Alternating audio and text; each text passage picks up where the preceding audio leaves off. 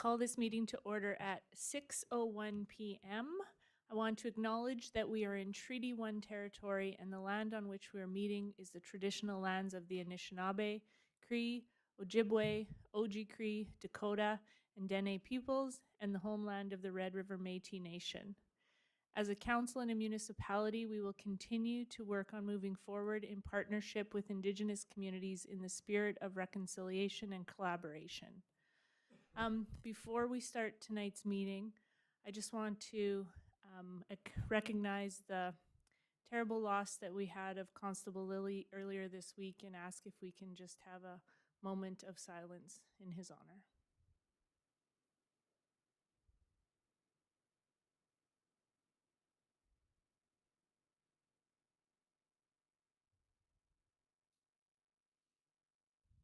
Thank you.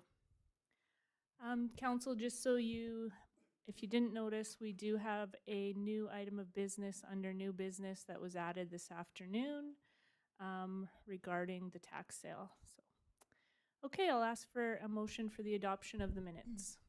Resolved that the minutes of the regular meeting of council held at City Hall on August 11th, 2025 be adopted as circulated. Moved by Councillor Nichols, seconded by Councillor Doyle. All those in favor? And that is carried. We have no delegations this evening. I will open public hearing for the second and third reading of bylaw 25-8782, zoning amendment PC 40-25, at 360 Baker Street. I'll ask if there is anyone here to speak in favor of this application.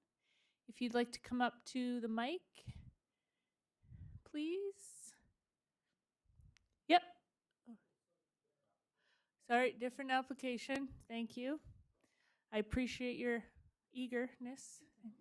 I'll ask again if anyone is here to speak in favor of the application.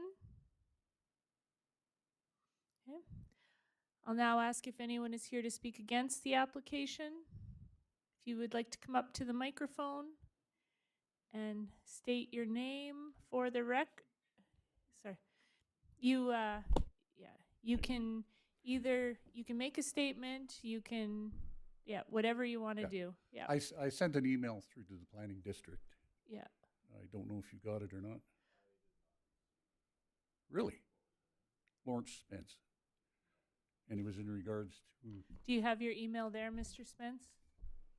It'll take me just a moment to get it up. It works if you have it and you can read it out loud. That works just the same tonight since you're here. All right. Yep. I shut my phone off just in case somebody would phone, and of course now I need it. We appreciate that. Come on.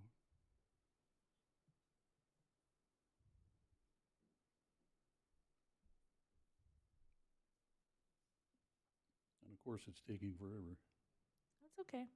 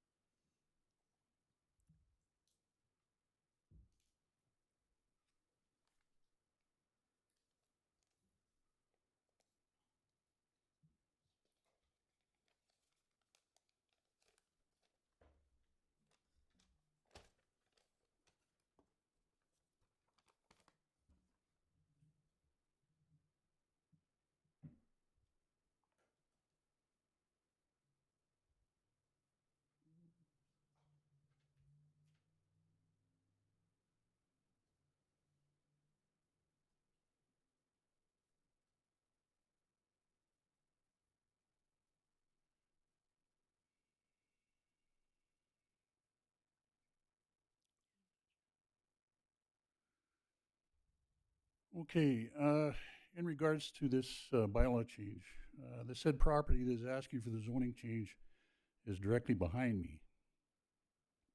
I'm writing this to voice my concerns to the change as it will affect my well-being and the property value. I believe this should remain as it is, being an M2. I also have a well for water use, not city water, and I'm concerned about any changes that happen. I'm strongly opposed to this change. It would increase traffic. The operation would create a lot of noise and disturbances around there. And in my mind, it would increase the possibility for criminal activity. And that's what was sent through. Thank you. Does anyone have any questions for Mr. Spence? No? Thank you, sir. Thank you. Okay. I just had somebody new walk in. I'll ask if anyone is here. Just let me finish for 1 second. In here to speak against this application? Okay. I'm going to ask again. Yep. Okay. So I'll ask again if anyone is here to speak for this application. Okay, if you want to come up to the mic there and just state your first and last name for the record, please. Okay, my name is Nikhil Dutt, Okay. and I'm the one who is proposing this offer for M2 to M1. So I just want to say about if we convert from M2 to M1, I believe there will be less noise as compared to M2, I believe. And instead of heavy industrial, we're trying to make it light industrial so that we get more options, more jobs options in an M1 zoning. It gives us a little option for that, and there will be lower potential environment impact compared to M2, and I believe it will decrease traffic impact or the other surrounding areas, and enables light industrial activities like small scale manufacturing or warehousing. It will help if we have M1 zoned, and support sustainable with flexible property development, attract businesses for lighter industrial activities like small scale manufacturing or warehousing, and it will create local jobs with broader range of skill levels if we convert from M2 to M1. And it will also help increase property marketability and potential value in the long-term process. And the more investors or for the small-scale industries will help grow the area. Okay. Thank you. Mr. Dutt, will council be able to ask you questions? I just have one question, or I might have a few questions. Okay. But to start, when this was on our last agenda, there was two applicants, and now it's one applicant, just you. Has something changed? No, I'm the one who's working as an what do you call it? The consent, the person who will look apply. I'm the one who applied for it under the owner. Okay. Yeah. Okay. And do you have a intended use for that area? We are trying to do something light industrial, so we're still figuring out because in order to do heavy industrial, we need a lot of investments. But for a little investment, for the little industrial, we can do something like container storing and other stuff, like like the plastic containers and stuff. So a storage unit Yeah. place. Yeah. So in that way, we have it just get a little easier for us and to think about to get something more different kinds of business can be done over there. So no bouncy castles. Bouncy castle is not exactly straight, but long-term process, I would say. Okay. Yeah. Okay. Council, does anybody have any questions for Mr. Dutt? Councillor Meyer? Thank you, Your Worship, and thank you, Mr. Dutt. I certainly appreciate you showing up so that we can hear your side of it. Two questions that I have. One, first of all, is that you're the owner of you own the property, and just Not at the moment. Great. We're about to. So we talked to the development officer to discuss it before we plan to own it. So he recommended me to come and look at the options we have, and then we move forward after this in order to own it. okay. And then secondly, you had indicated originally, which we'll get to the report to council in a second for second reading, is that you want to change due to an amusement or outdoor use in this Outdoor location. use So means- that has changed? Not really. Like there will be summertime, but not in the winter time. Anything to be happening for the little amusement, like light. There's a there is a Christmas, and then you light up the little area. So this Sorry, kind no, of I'm not clear on that. Forgive me, Your Worship. What's your, so I know Madam Mayor had asked you the question, and I apologize if I'm asking you to repeat it, but what is the intended use for it again? like when they say bouncy castle, it's like little kids entertainment area for Yeah. when there is summer, no winter time, nothing is happening at that time, and some other little activities like putting in lights games or something like that for the evening time if it's possible. Okay, just for Yeah. clarity, Mr. Yeah. Dutt, because you'd indicated it's talking about manufacturing as well, or did I just mishear you? Long-term process, yes. If we get light industrial option in the M1 zone, so we can get something like like right now we're using plastic containers for restaurants and stuff. So we can also like do as a warehousing or make it in the long term. Okay, thank Yeah. you, Your Worship. Because we work in restaurant industry personally, so we were looking into container which is a little reliable and long term and inexpensive as compared to what we were getting right now. So we were planning to do that as well. Comes a lot of stuff like t-shirt bags, containers, plastic, other types of containers. So all the little stuff which is possible in M1 zone rather than M2 zone. Thank you. Anyone else have any questions? Councillor Nichols? Thank you, Your Worship. Just a question, please, Mr. Dutt. So you mentioned that you don't own the property, or does No, we want Who- the property. you own the property? No, we don't own the property. We are about in the process of owning it once we got to know if it's possible for converting from M2 to M1. Okay, Yes. all right. So this is hingent on Yeah. a condition for sale for Yes, purchasing the yes. property. Okay, thank you. Thank you. Councillor Porter? Thank you, Your Worship. I have a couple questions. You said originally that you wanted to make this into, the intent was an amusement park of some sort? Not like and then- the recreation activity for little kids. Yeah. Yeah. So you're talking like bouncy castle stuff like Exactly, that. Do you yeah. understand that they'd be talking like one of the things that the big concerns were here was a fence? Sorry. Was a fence? So if you were to have like a bouncy castle thing for the summer or whatever it is, so what are your times of days or time of day that you're thinking So of? this is best for like at 10 or 11 o'clock to 4 to 5 o'clock. Okay. Yeah. So it's not an evening thing or Not late is night. is your intent to have outdoors or intent to have it indoors? Outdoor, because we cannot bouncy castle is only summer business only as in Canada, Manitoba specifically. So only for summer. Thank Okay. you. Thank you. And sorry for the So, late.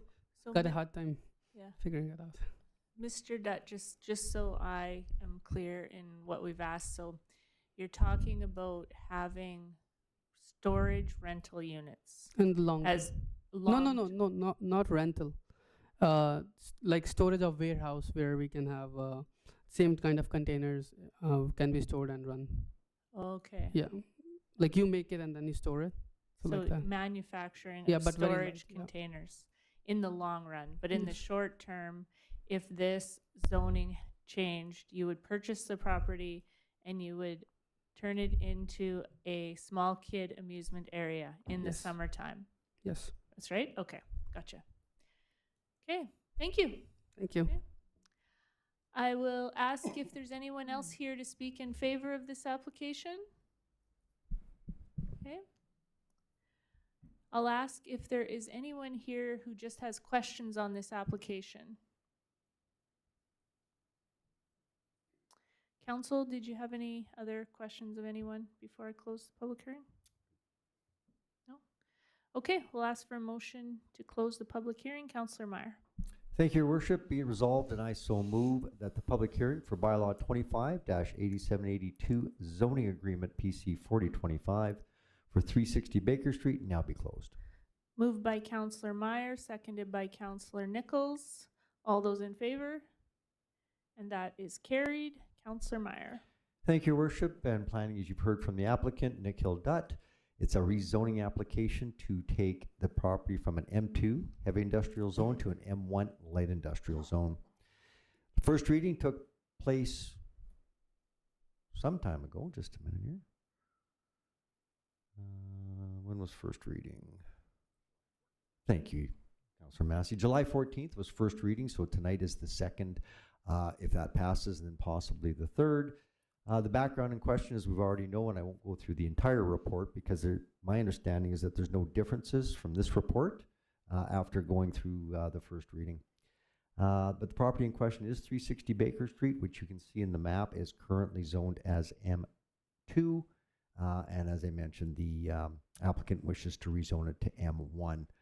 The Portage Plan Development there is the same. There's the first reading. And as of the writing, there have been no written objections to the proposed rezoning scheme, although the one objection was read into the minutes there tonight. Documents were circulated to provincial departments and agencies with no objection. Provincial planning does recommend approval of zoning bylaw amendment number 2587. CN Railway requests have not changed as they were currently from before. That installation and maintenance of a 1.83 meter chain link fence along mutual property line. Stormwater management designed to control runoff to pre-developed conditions with any alterations to existing draining patterns affecting CNR substantiated by a drainage report and receiving prior concurrence from CNR, and submission to CNR of detailed design and construction drawing for site and building access, and submission to CNR of plans for any construction and our grading works proposed within 10 meters of at-grade crossings for review and acceptance prior to any works. I did not read those into the minutes in the first reading, and that's why I felt it was appropriate now. It's the administrative recommendation, and I so move that the Council of the City of Portage la Prairie approve the application to rezone the land known as 360 Baker Street and legally described as Lot 5, Plan 32937 in the parish of Portage la Prairie from M2, Heavy Industrial Zone, to M1, Light Industrial Zone, and that bylaw number 258782 be read a second time. Moved by Councillor Meyer, seconded by Councillor Nichols. Anybody have anything to say? Councillor Meyer?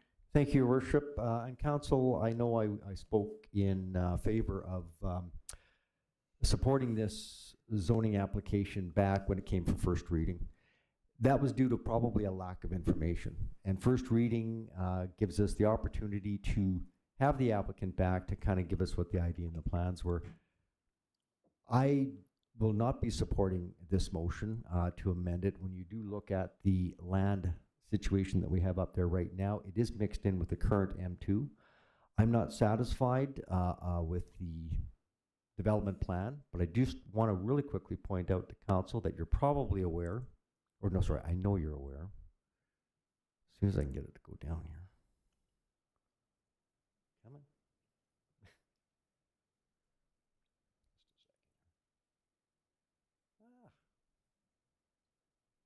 What am I even doing wrong here, Councillor Espy? I need to scroll this down. Come on. There we go. That, and I just wanted to point out that when it does, just for council's awareness on the vote, that when it does go from a M2 to an M1, which I think the applicant may have already alluded to, it does change what can go on that. And of course, we can't hold anybody to a development plan. And there's a number of functions where it goes from permitted to conditional or not allowed, of course, in an M2, but is allowed in an M1. And I'm just not comfortable with the changing at this time. So thank you, Your Worship. Thank you. Anyone else? Councillor Massey? Thank you, Worship. Just a question, maybe, Mr. Gessel, what the process, there's a number of CN Railway conditions on this. What happens to these? Like the recommendation is to approve this. Are those conditions then dropped if we just approve it, or what's? Just give me a little bit on the process. Mr. Gessel? So when there's areas that are located around CN or CB, we have to reach out to them to get their comments back. The comments that have come back are in the report.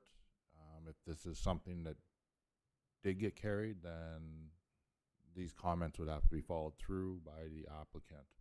They would need to ensure that they're meeting all of CN's requirements that they're laying out for them. Councillor Espy? Just a follow-up question to that. Who makes sure that happens? What happens if those comments or requirements just get ignored? Who watches that? Mr. Gessel? It is something that the planning district will have to follow up on to ensure that everything in the application is being followed through with and that conditions are met. Yeah. Thank you. Anyone else? Councillor Espy? Thank you, Worship. I'll just comment. based on what the intended use is and what the possible possible uses in the future would be, and looking at this property, I just don't think it fits. There's a number of issues that I can think of that I won't speak of fully because it's already zoned appropriately in my mind, and that's what I will vote to keep it as. Thank you. Yeah, I think a couple of comments I have is that I do appreciate the applicant coming here and being, forthcoming in what their intention are. And, I like the idea that they do have future intention of something more somewhat suitable to that area. But I just don't think kind of the intention of a child's play area right in the situated in an M2 where it is exactly, or by the train track so much is all that suitable. And I hope that this person can find maybe another piece of property that they could utilize in our community for this. Happy to see them, talk to our economic development office and look and see what's available on there. Everything's listed on that PRED website for available land, etc. But yeah, I won't be in support of this today. So, okay, all those in favor? Opposed? And that is defeated. Thank you. Okay. Open public hearing, request for variation PC 44-25, Shadhari at 1 Melco Drive. I will ask if anyone is here to speak in favor of this application. Please come to the mic. Sir, it's your turn now. Yeah. And just state your name, and then you can either give us a statement or answer questions, whatever you'd like. Thank you, Your Worship, Mayor Shirley Knox, honorable member councillors. And your name, sir? Sorry. My name is Priyank Chaudhary. Thank you. And I'm here to represent the owner, Pratik Chaudhary, who is my brother-in-law, and my sister, who also is a co-owner of the property. Priyank Chaudhary, she's here with me. Sorry, could you spell your first name just for the record? Sure. Priyank. Priyank. Thank you. Yeah, same last name, just with a Y instead of an I as the last letter. Thank you. Thank you. So the case here is that the fence height is more than 200 centimeter up to 40 centimeters. Now what happened is my sister and my brother-in-law are recent immigrants, and when they bought this house, there was no fence on the road side. And honestly, they did not know the rule about 200 centimeter. So what they did is, based on the slope and adjacent properties, when they eyeballed the fence that is across them on the front of their house and the one that is behind them, when they looked at that, it was almost, they said, okay, we will keep it almost the same just to make sure that it stays in the uniform height. There is also a very sharp slope from their wall towards the road, and I have some pictures to that effect. So if you allow me to display that. So the 200 centimeter would come up to this mark, a bit low, and they were afraid that with the incidents of break-ins or recent incidents of sighting some people in the night by different neighbors, they were just worried, and they did not bother to consult about the height, but they said, okay, we'll try to keep it as high as the properties that are around us, and they went with this. So when we measured after the fact on if they really wanted to eyeball it, then what are the heights of the fence that is behind along the road and on this side. So the subject property is at 240, the one behind is at 215 centimeter, and this one is at 220 centimeters. So I mean, this is after the fact knowledge, but they did it, and like I said, with no prior firm knowledge of that offense regulation exists in the city, and they try to eyeball it based on a bit of a fear and to make it continuous, and because of the slope and the incidents of recent incidents of break-ins and it being a roadside property, and any variation to correct it now would incur significant cost to them, which I think would be, I mean, it will be an economic hardship on them. So I urge the members of the council to support the variance. Thank you. Thank you. Does anybody have any questions for Mr. Chaudhry? No? Okay, thank you.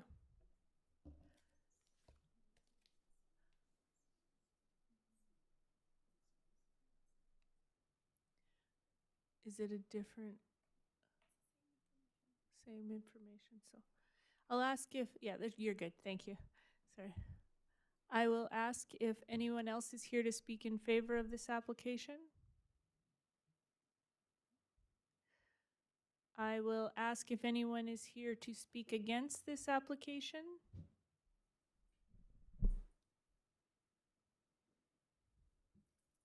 Again, anyone here to speak against this application?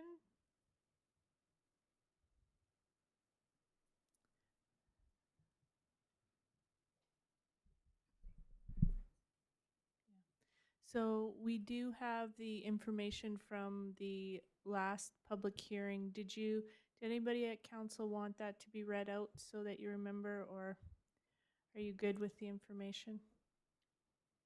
Good? Yeah? Okay. And I'll ask once if anybody's here to ask questions on this application. We're good closing the public hearing then? Okay. I'll ask for a motion to close the public hearing. Councillor Meyer.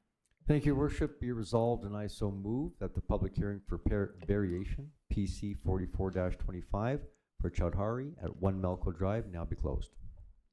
Moved by Councillor Meyer, seconded by Councillor Nichols. All those in favor? And that is carried. Councillor Meyer. Thank you, Your Worship. As you've heard, the applicant, the gentleman on behalf of the applicant at Pratik Kumar Chaudhary for 1 Melco Drive, and the issue, as we addressed before, was the maximum rear yard height fence of 2 meters to be increased to 2.4 meters. The applicant is applying for variation order to vary the maximum rear yard fence height of 2 meters to be increased to 2.4 meters. The building is an R3 residential multiple family zone, so it falls within that category. The fence had already been constructed by the owner before the variation is needed. Therefore, the variation is needed to meet the bylaw requirements. Application had been circulated to various departments, and there is a concern that there's a uniform fence that runs along the street and that this fence could look out of place or may look out of place.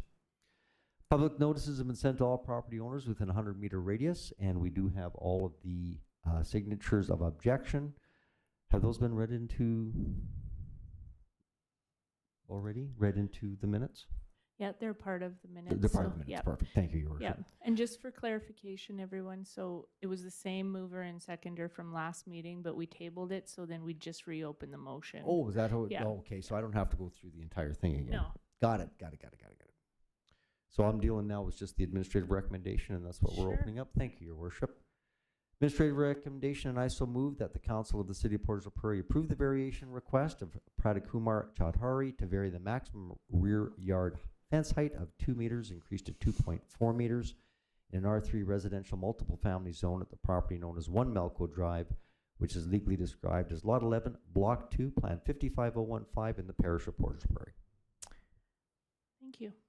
And we had a mover and seconder already, so we're good to go. Councillor Espy. Thank you, Your Worship. If you would indulge me, I'd like to ask a couple of questions of the planning district. Sure. Through Your Worship to Mr. Gessel. How much over the limit is this fence for it to be considered a minor variation? How much would you need to have it reduced for it to be a minor variation? In order for it to be reduced to a minor variation, we'd be looking at 4 inches coming off the top part of the fence to bring it down to a minor in-house approval with the planning district, as we have up to 15% to approve in-house. So if we were 4 inches shorter on that fence, we wouldn't even be having a discussion here at council. It would be approved in-house and we'd be moving forward, because I just need to remind council that The design of the fence is not something that's up for debate. We do not have HOAs in the city of Portage, as far as I know. And we're basically talking about the height. So what we're talking about doing, if we don't approve this, is them going along and cutting 4 inches off the fence. I'm not prepared to make them do that, so I will be supporting the motion. Thank you. Any other questions or comments? I'm going to make a comment on this, and you know what? I'm actually, because I really promote being good neighbors, and I'm actually putting this a little bit on myself, because I have to say, I drove down that road and watched people building that fence, and my thought was, I wonder if they've talked to the planning district. And do you know what I did? I didn't stop and ask them. And I said, and I wish I did, because I did recognize they were newcomers to our community and that they might not know. And so ever since this has come up as being a variation, or that people were opposed to it, I sat there and thought, oh, I could have stopped this if I had just been a good neighbor and stopped and said to them, do you understand the rules? So I will definitely, because I walk by that fence every morning, and, you know, it's a fence, and and it does what I actually walk by, and then I'm by it by 100 feet and go, oh yeah, where was that fence? So it does what it's meant to do, and I definitely wouldn't put somebody in financial constraints for 4 inches. And I do hope that they tell 10 friends, and 10 friends tell 10 friends, that we do have height rules for going future for fences in our community. So yeah, thank you. Councillor Doyle. Thank you, Your Worship. Me personally, I drive past it every day, multiple times a day, and I've never noticed that it looks out of place personally. But through Your Worship to Mr. Gessel, are you able to confirm, the applicant had noted some heights of the fences around this particular fence. Are you able to confirm the height of those fences? Because I don't see a difference. Like the applicant said, it was eyeballed, and to me it looks fairly consistent. So when this did come up, I did go out and measure personally. The fence is in behind to the east, which is Meehan and Oxford. That one is well below the 2 meters. If we go to feet, it's sitting at 5'8". If we go to the other side, the south side, which runs along Meehan, which is directly across the front of their house, which will be all the houses backing onto Meehan between Spence Lane and Melco Drive. That one measures at 2.3 meters, which is 7'5". Interesting. Oh, thanks. And then the rest of the fence going down Meehan kind of waffles as far as height variances. Great, thank you. Councillor Meyer. Thank you, Your Worship, and I appreciate the opportunity to speak. Just as Chair of Planning, I just think this, before we vote on the motion, that this gives us a perfect example, once again, to remind anybody that is doing any type of renovation, plan, building. 2 things we strongly suggest, and it never comes to here, is talk to your neighbors and talk to the planning district. We hope that the media can get on that again and certainly get that message out, and so that we're not in this position as well. The other thing that was brought up to me in regards to this was that we talk about, if we all of a sudden go to 2.4 meters, it becomes a precedent setting. And I just want to kind of clear the air on that it's not precedent setting. Every situation, I believe, from my chair is looked at under its own difference and its own merit. Although I do not want us to see building fences that will separate everybody, and they keep getting higher and higher and higher. There's eventually a limit. We can't lock ourselves in our own yards. That said, I will be voting in favor of the variance, and don't have an issue with the small increase, but it doesn't mean we got to start looking at 3 meters, 4 meters, 5 meters, and eventually covering the whole house. So with that said, I'm not going to certainly be penal in this situation here, understanding the circumstances and taking into respect the letters of the objectors and how they might feel about it. And as Councillor Espy says, I just want to clarify one more time, we do not pick the design of the fence. All we look at is what is in the bylaw, and that is for the height of it. So with that said, Madam Marshal, Madam Mayor, I will be supporting the motion. Thank you. Councillor Nichols? Thank you, Your Worship. I've looked at this from many different ways, and for the sake of 4 inches at this on that south side, I'm a little bit concerned about the piece beside the house facing west in terms of the height. That's the one, pardon me, to Mr. Gessel through, is that you had at 7 feet. Help me with like the piece that faces west would be along beside the house, The runs gate? into the house. Is it the gate? The gate area, like Yeah. in front of the house? Yeah. That one kind of tapers from, because of the slope of the land, that one's tapering from the required height to higher. So when you come at the start of the house, from the house where the gate is, it's within limits. But as you go down, because of the slope of the land, it gradually increases to the final height. Thank you, Mr. Gessel. And the part about along the street, looking at the heights, it's negligible. I think that, and I echo Councillor Meyer's sentiments and comments about, ask some questions. I understand the part about doing your best when first to get the fence up, and I appreciate that very much. I think that there's a message to be learnt, sent, and understood here. It does look like a very nice fence, and it's, you've done a lot of work there. And at this point, I will be supporting this. I think that, going forward, if it was a foot and a half, we'd have something that we need to work with. But at this point, that's where I am, and that's my feeling on it. And it does match the aesthetics. Not that we get into that, but of the fence on the rear too. So that's where you would have modeled it, I'm thinking, and for that reason, I will be supporting this. Thank you. Thank you. Call the question. All those in favor? And that is carried. Thank you. Okay, we will open public hearing requests for conditional use PC 51-25 SSJ1 Inc., corner of Park Drive and 18th Street. I'll ask if anyone is here to speak in favor of this application. If you want to just come to the mic, state your name for record.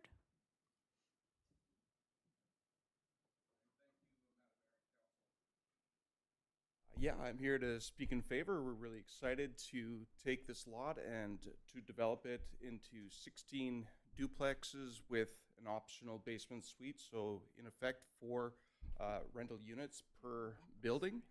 And we really believe that's going to be something that is more and more necessary as this great city continues to grow. And I'm here for questions. That's it. Do you want him to say his name for the record, please? Daryl Rempel. I forgot you. that part. Thank you. 1 R and a Y or an E? 1 R and a Y. Okay. Does anybody have any questions for Mr. Rempel? I just have a question. So the area, we have a development agreement, as you know, but what's SSJ1 different than, is that the name of the company? SSJ1, no, the company is Bridge Road Construction. Yeah, what is SSJ1? I'm sorry, I don't know the answer to that. Does maybe Mr. Gessel know? I really couldn't say. That's the incorporated company that we had for the application, SSJ1 Incorporated. And I may be missing something. Which I've been with the company a was short time. part of Bridge Road. Okay. The information we received when we did the application. Gotcha. You got something to learn tomorrow, I guess. Well, yeah, there you Absolutely. go. Okay, thank you, Mr. Rempel. Thank you. I'll ask if anyone else is here to speak in favor of the application. I'll ask if anyone is here to speak against this application. Again, anyone here to speak against the application? Anyone here has questions on the application? Okay. If none, I'll ask for a motion to close the public hearing. Councillor Meyer. Thank you, Worship. Be it resolved, and I so move that the public hearing for conditional use PC 5125 for SSJ1 Inc., corner of Park Drive and 18th Street Northwest, now be closed. Moved by Councillor Meyer, seconded by Councillor Nichols. All those in favor? And that is carried. Councillor Meyer. Thank you, Your Worship. Council, of course, in front of you, as the applicant indicated, is a request for conditional use, and is to allow a multi-family dwelling in a C3 Avenue commercial zone. And of course, the alternative is approve a conditional use as presented, approve the conditional use with conditions, or to deny the conditional use application. The owner would like to build 4 multi-unit dwellings on the bare lot. The application was circulated to the various city departments with a concern regarding fire hydrants and water supply for the area with the proposed development. Council had approved the request in the past, but it has since expired, and the minutes there are for your reference. In addition to that, there is the sketch showing you the location. Public notices have been sent to all property owners within 100-meter radius, and as you see, there have been no objections. It's the administrative recommendation, and I so move that the Council of the City of Portage la Prairie approve the conditional use application of SSJ1 Inc. to allow for a dwelling multifamily in a C3 Avenue commercial zone at the property, which is legally described as Lot 22, Block 5, Plan 1810 in the parish of Portage la Prairie. Moved by Councillor Meyer, seconded by Councillor Nichols. Anyone have any questions or comments? All those in favor? That is carried. Thank you. Okay. Finance, Legislative and Property Committee, Councillor Massey. Thank you, Worship. Finance, Legislative and Property Committee has no report for this part of the meeting. Thank you. City Planning and Economic Development Committee, Councillor Meyer. Thank you, Your Worship. The City Planning and Economic Development Committee has nothing further to report at this point. Thank you. Community Services Committee, Councillor Espy. Thank you, Your Worship. The Community Services Committee has nothing to report. Thank you. Waterworks Committee, Councillor Nichols. Thank you, Worship. Waterworks Committee has nothing to report. Thank you. Transportation Committee, Councillor Porter. Thank you, Your Worship. Transportation has nothing to report. Thank you. Public Safety Committee, Councillor Doyle. Thank you, Your Worship. Public Safety Committee has nothing to report.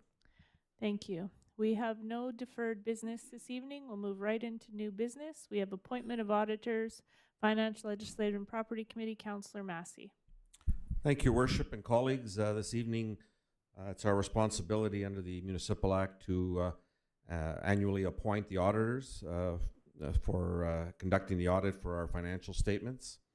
As you may recall, in 2022, we had a RFP that we awarded a 3-year contract to BDO, and this now is the final year of that contract, but we do have to pass a resolution formally appointing them as our auditors for 2025.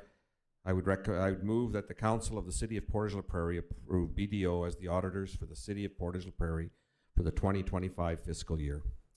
Moved by Councillor Massey, seconded by Councillor Meyer. Any questions or comments? All those in favor? And that is carried. Next item of new business, the July financial statements for information. Councillor Massey. Thank you, Worship and colleagues. You have before you the July 31, 2025 financial statements for the City of Portage la Prairie. This is just for your information this evening. We will be, as we get near year end, doing more projections of year end, but this is just for your information. But obviously, if you have any questions, certainly our staff are here. Any questions you want about the statements, but it is just for your information. Does council have any questions? No, thank you. Okay, next item of new business, the adjournment of tax sale. Again, Councillor Massey. Thank you, Worship and colleagues. This evening, the issue is to adjourn the 2025 annual tax sale date for properties with outstanding 2023 property taxes. On October 15, 2024, the Council of Portage la Prairie approved the 2025 tax sale date for properties with outstanding 2023 property taxes for September 15, 2025. Section 369(1)(9)(c) of the Municipal Act authorizes the municipality to adjourn the scheduled tax sale date. The tax sale date, when rescheduled, must be a minimum of 14 days from the original date. The administration is recommending that council adjourn the tax sale date to a date to be determined at a future council meetings. You have the various alternatives there before you. The recommendation, and I would move that the City of Portage la Prairie adjourn the tax sale scheduled for September 15th, 2025 to a date to be determined, and be it further resolved that pursuant to Section 369(2), a notice of the adjournment be posted in the municipal office. Moved by Councillor Massey, seconded by Councillor Meyer. Any questions or comments from council? All those in favor? And that is carried. Last item of new business is request for extension for conditional use PC 52-25 McCabe at 102 First Street Southwest. City Planning and Economic Development, Councillor Meyer.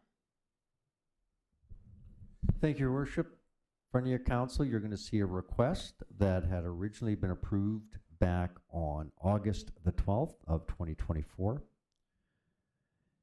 The request is an extension of that conditional use and is to allow an extension of the original conditional use to allow for a secondary suite to be located above the existing detached garage. As we know, the applicant has requested an extension to the original conditional use order, again, which was passed on August the 12th, 2024. The Planning State or Act Section 110 gives us exactly what can be done. And then as per the attached original conditional use order of this matter, administratively, we have no concerns with the application for an extension to the original conditional use order, and such would recommend approval. So administrative recommendation, and I so move that the Council of the City of Portage la Prairie approve the request of Joanne McCabe, Justin and Andrea McCabe to extend the original conditional use order PC 41-24 at the property on 102 First Street Southwest, which is legally described as Lot 3, Block 1, Plan 1988 in the parish of Portage la Prairie. Moved by Councillor Meyer, seconded by Councillor Nichols. Any questions or comments? Councillor Meyer? Thank you, Worship. And just to be clear for Council, this has nothing to do with the variation requests that have been before Council on this same property. This is just the fact that it is rezoned or as allowed as a secondary suite. So the two are not, of course, connected at this point. Just for clarity, Your Worship. Thank you. Anyone else? No? All those in favor? And that is carried. We have no items of old business, so we will adjourn council at 6:49 p.m. and we'll move right into committee. Call committee to order at 6:49 p.m. Finance, Legislative, and Property Committee, Councillor Massey. Thank you, Your Worship and colleagues. Finance, Legislative, and Property Committee has no report this evening under my portfolio, but I do want to take this opportunity to provide a short FCM report. As you know, Parliament is resuming on Monday. The House of Commons will be back, and so at the FCM level, we're gearing up for a very aggressive lobbying and advocacy work. There's going to be a lot of discussion, obviously, on housing, infrastructure, and safety. And I think we all know a lot of the issues around that this council has been pushing. And I think it's important that we continue to provide that advocacy. Just from a personal level, the appointments were redone every new year, the new president. I've been reappointed as chair of the advocacy working group and election readiness. So very happy to do that work again. Hopefully will lead to good things as we push for our advocacy. But I'm very honored that I was asked by the president of FCM to serve again. And I was also elected vice chair of the Rural Forum, which is the group that deals with smaller municipalities. It doesn't have to be rural municipalities, but smaller urban centers. So I'll be vice chair of that committee, and I have some other responsibilities. But I appreciate the council's support that I've had over the last few years. And it's going to be a very interesting fall session, I think, as you all know. We're going through some big changes in Canada, but I think FCM advocacy is going to be critical for us as municipalities. So just a short report, and we will be in October in Ottawa with our Advocacy Days meeting with members of Parliament and so on. So I'll have more information on sort of how that went, but we're gearing up, as they say. But Monday, the action starts in Ottawa. So that's my report, Your Worship.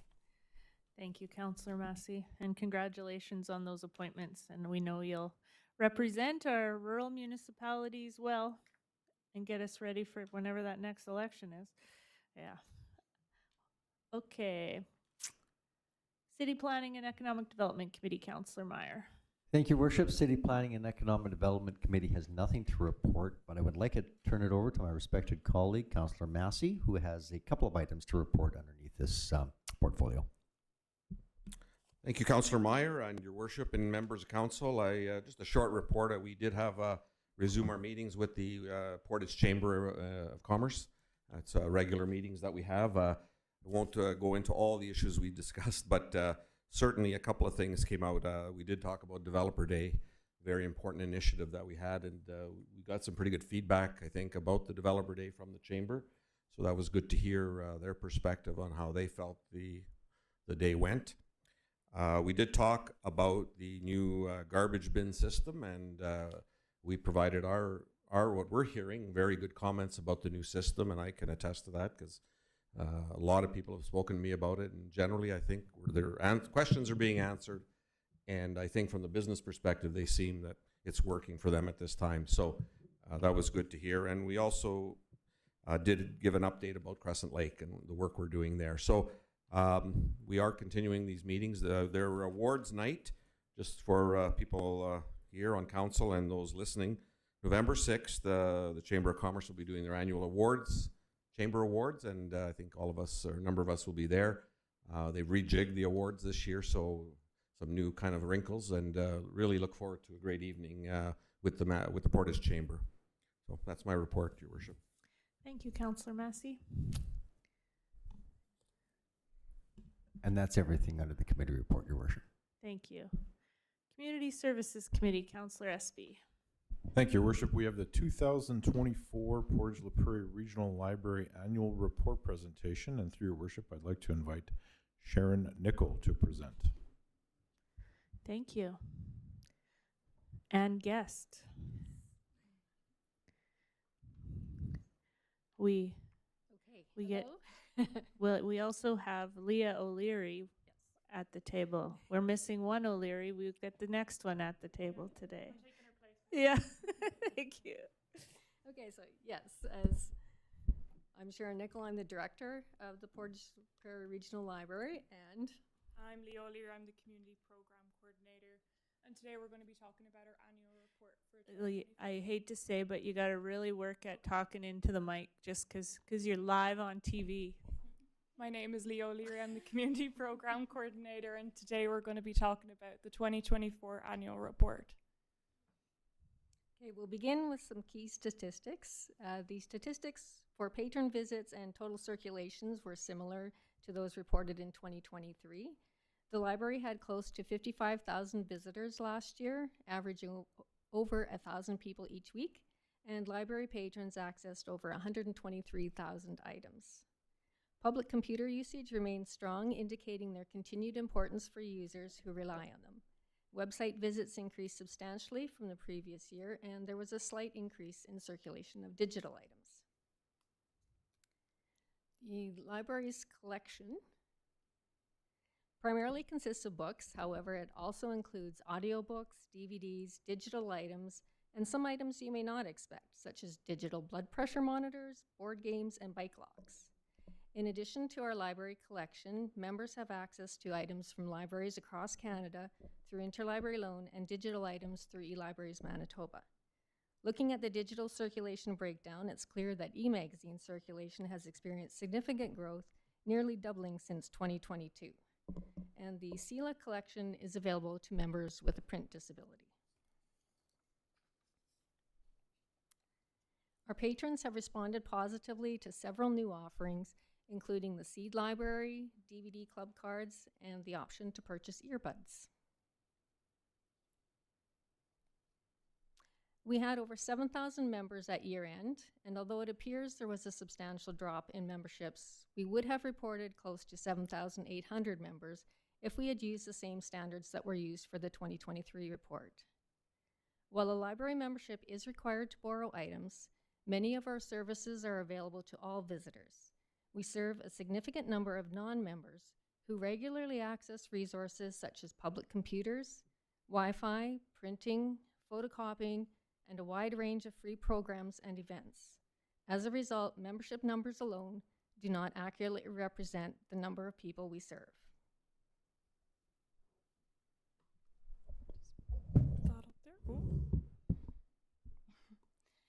So I'm just going to be talking about marketing.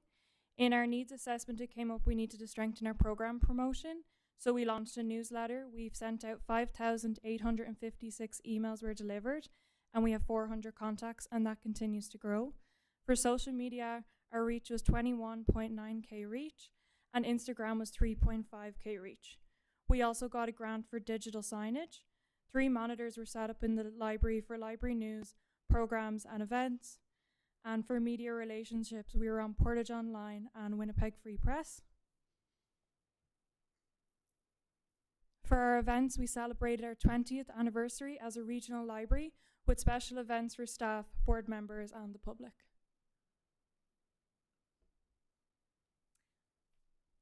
Our former director, Jen, led us through many advancements during the year, accomplishing a lot in a relatively short period of time. After Jen left, I took on the position of director for a 1-year term.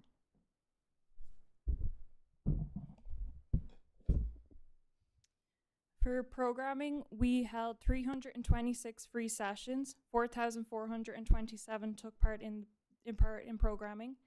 In 2023, we had 3,866 attendees. In the needs assessment, flexible scheduling for programs came up, so we added 2 craft times and dates for kids and tweens. And then we also added Wiggles and Giggles, Homeschoolers Unite, CRA information sessions, Knit and Needle, Xbox Game Night, and Silent Book Club. For some program highlights, we created 65 crafts for kids, tweens, and adults. In 2023, we created 45 crafts. For TD Summer Reading, we've had 287 kids signed up. 600 children enjoyed our programs alongside TD Summer Reading. And then you can see our plan swap, which is really enjoyed by our staff members.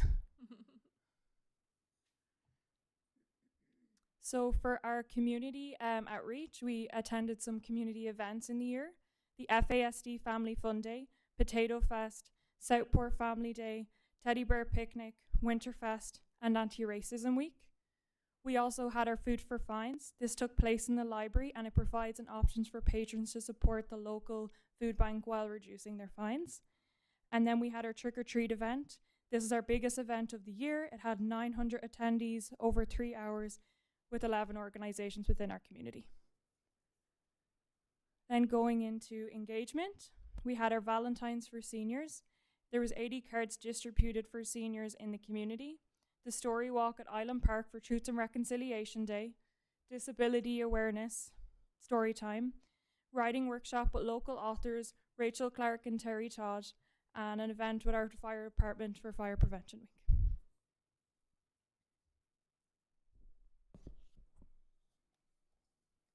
So for fundraising, with the generous support of our patrons, local businesses, and community organizations, along with the dedicated efforts of staff in developing partnerships and securing sponsorships, we achieved a $10,000 increase in fundraising.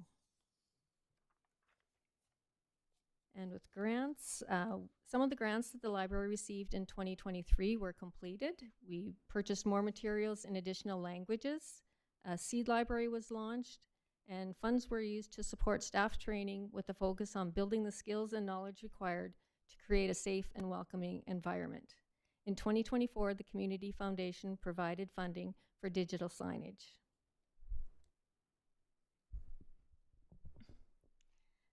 Just a special thanks to our program partners and donors. As you can see, there's many logos up on that screen, and we wouldn't be able to have a successful library without our community. Thank you. We also extend our sincere appreciation to the Council for your continued support of the library. Thank you. Any questions for Sharon or Leah? Councillor Porter? I have no questions. I just have a few comments. What a wonderful library we have. I've been there several times myself. I have a membership. I bring my grandson there. And they love that little, I don't know, you have those two little computers in the back there, what digital playing thing that they do. I'm not even sure what it's about, but some kind of game, but they sure enjoy it. And just all the little things that you've got going on there is engaging. Lots for kids, lots for adults and teenagers. So very much appreciate that kind of library that I didn't have growing up. And so, yeah, it's really come a long way. So I want to thank you for that. Thank you. Councillor Nichols? Thank you, Your Worship. What a wonderful report. I actually feel like clapping. It was well done, and the work there is, it continues, is phenomenal. Thank you very much for that. Yeah, I just, as formerly sitting on the library board, it's just nice to see just to continue. Congratulations on a $10,000 increase in fundraising for a library. That's very well done. I'm happy for you because I know what you can do with that $10,000. And also, Sharon, I'm grateful for you for working with the board to take on this one-year term in this position, because I know you've been there a couple days, so it's really nice for them to have that consistency with what's happening over there through this transition. So we're appreciative of that. And yeah, well done. Lots of fun stuff. Great report. Councillor Massey. Thank you, Your Worship. Took the words right out of my mouth. Sorry. I wanted that's okay. That's why you're the mayor. You think ahead of us. But I just want to thank also Ms. Nichols and Ms. O'Leary.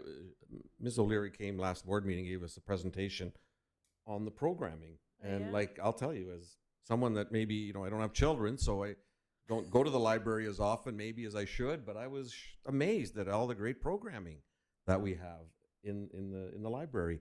And just kudos again to all of you and to Ms. Nichols. You filled in when we first were appointed. I was a citizen rep. Councillor at the time, Councillor Knox, was on the board, and you filled in at that time when we lost our director. Now you're back. You don't seem to want the job, I guess, but I know in January, I believe our new director will be coming back, but just thank you very much and for all the work you do. It is truly a meeting place and a place for our community to feel safe, to learn, and this council proved their confidence with the funding increase, which the RM also did provide. So thank you very much. And as a board member, I'm very proud to sit here on council and have you present that. My last comment for council is they did the Valentine's for seniors, and I'll have to tell you that you actually have to pick them up and decorate them and sign them. You can't run in at the final of the deadline and just sign them and say, could somebody please decorate these for me? So I apologize for that, but I thank you for, but something great to do for council to go and sign some cards for our seniors. So well done, everybody. Thank you. Thanks. Okay, Community Service Committee, anything else? Councillor Espy. Yes, a couple of things, Your Worship. The first one I'm going to mention is that tomorrow, the grand opening for the accessible wheelchair swing at Island Park is happening at 5:30 p.m. So make sure everyone comes out and checks that out. This was an amazing fundraising effort that was spearheaded by Kim Wickdahl. So big thank you to her for taking that on. Awesome. Is that it? You said a couple, so. Yeah, because I need to call upon my council colleague, Councillor Massey, for a couple more items related to the Community Services Committee. Thank you. Thank you, Councillor Espy. You got to push it down, maybe, or turn it on. Yeah, so I thought you meant. Thank you, Your Worship, and Councillor Espy. Thank you. I have a few. And I think it's important when I attend something, Mayor and Council, that I highlight it publicly, because one of the things I've learned in my short time as Deputy Mayor is what an amazing community we have of all these events. And the first one, Councillor Meyer and Nichols were with me at the greetings at Long Plain for the unveiling of a plaque commemorating the national recognition of our residential museum. And it was a very emotional day, and I was very happy to be there and with my colleagues. Very, very good day. I also brought greetings to the Hoop and Holler Festival, another great event, bringing music and community coming together in the RM, and they come to the city as well. And I stayed for a lot of the city one. I couldn't stay at the RM one, but what a great great event. And for an old guy like me to hear Valdi sing again, man, that was something. I know some of you may not know who Valdi is, but that was.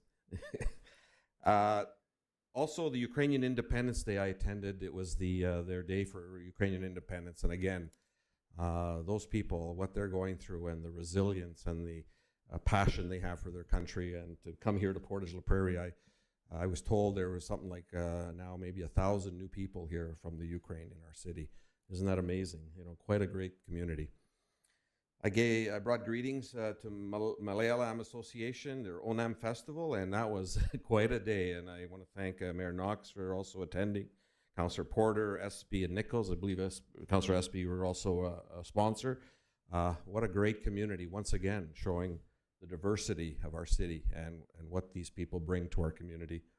I attended the graduation of our pilots at Southport, another great event. A lot of you have attended, I know, and I was pleased to be there at the dinner. That's those of you who've been at the dinner. It's quite an evening. You have to experience it. But I was pleased that one of the graduates was a Manitoban, Taylor Gresiak from Manitoba, from southern Manitoba. So it was great to meet him, and just the excitement in their eyes that they're now pilots. And one of the things the commanding officer, they always bring in one of the top brass to speak, and it really hit home with me, is these are not just pilots, but they're flying for our country. And you can really see the pride that they have, you know. I also attended the Best Buddy Friendship Walk. It was a great event. The organization devoted to breaking down barriers with people with disability, intellectual disabilities. And Councillor Porter was also there, so thank you, Councillor Porter, for attending. And a big shout out to Tara Marie Hall, and of course our two ambassadors, Austin and Dylan. It was very great, and just a real, again, coming together of our community, breaking down barriers. We're all people from Portage. We don't try to break down these barriers. And lastly, I attended the little bit of a unique thing. The Arma Portage la Prairie had the Peony Farm Park opening, and I was pleased to be there. And Brenda Miller-Adams led that. Of course, the Arma Portage la Prairie, Doug McCauley, the ward representative, was there. And great message from Brenda saying, you know, this park belongs to all of Portage. It's and you know, because I talked about the sharing of recreation, economic development that we do, and her message was very much, this is not just a Peony Farm playground. This is for Portage. So great message, and I was very honored to be there. Thank you, Your Worship. Thank you. Just on that note too, just to let everybody know for community services, if it's not in if you haven't paid attention, is next week is our dedication of the new cenotaph editions on the 17th, because we're getting right into Legion Week coming up here, so there'll be lots of things happening there. So make sure you follow along with that. Nothing else, Councillor Espy? Perfect. Okay, Waterworks, Councillor Nichols. Thank you, Worship. Waterworks Committee has nothing to report in committee. Thank you. Thank you. Transportation, Councillor Porter. Thank you, Your Worship. Transportation has nothing to report, just a few items I want to bring up. First of all, this year's fall waste collection program, the yard waste, will begin this Monday, September 15th, and will run for 6 collection cycles. The yard waste is to be placed at the curb on your regular collection day, no later than 7 in the morning. And there's no limitation on the number of bags that can be placed out for collection, but a weight restriction of 18 kilograms or 40 pounds a bag will apply. Yard waste is defined as leaves, grass, and yard waste, and we do not allow the tree trimmings, so don't put those out with your yard waste. Just got a question here, Your Worship. Is this starting a little bit later this year than it was last year? Would the operations manager know that? The yard waste? Yes. Yard waste collection. Yeah. Ms. Leclerc-Jobin? Over the past few years, we've gradually moved the dates back a little bit at a time, because we are seeing that the leaves are coming off the trees later and later as our seasons are changing. So yes, I'm not sure what the exact dates were last year, but we have over the years moved it back somewhat. thank you for that. And I'm pretty sure it's about a week later. So we are starting this Monday, September 15th. And from on your waste collection day, make sure you put those out. The other thing is make sure that they're in clear bags or the brown bags, the brown yard waste bags. Do not put them in black plastic. They will not be accepted. And so by the count, figuring it out, October 20th to the 26th will be the last week of yard waste pickup. The second thing I just want to mention is the first free bulky waste pickup will take place starting September 22nd to the 26th. Residents can place large items at the curb during this time on the regular collection day. Items must weigh less than 100 pounds, and heavier ones must be disposed of privately. So starting September 22nd, this is your chance to put your extra bulky waste out. And so when they say 100 pounds, they mean like not total 100 pounds, but when they're lifting that up, it can't be 100 pounds. So you might have 3 items that are 50 pounds each. So you can put as much as you want out, but make sure that each item is under 100 pounds. And that's all I have to say. Thank you. Thank you. Public safety. Councillor Doyle. Thank you, Your Worship. Public safety has nothing to report this evening. Okay, thank you. Yeah. Before we adjourn, I would just like to publicly, this week was the Manitoba Municipal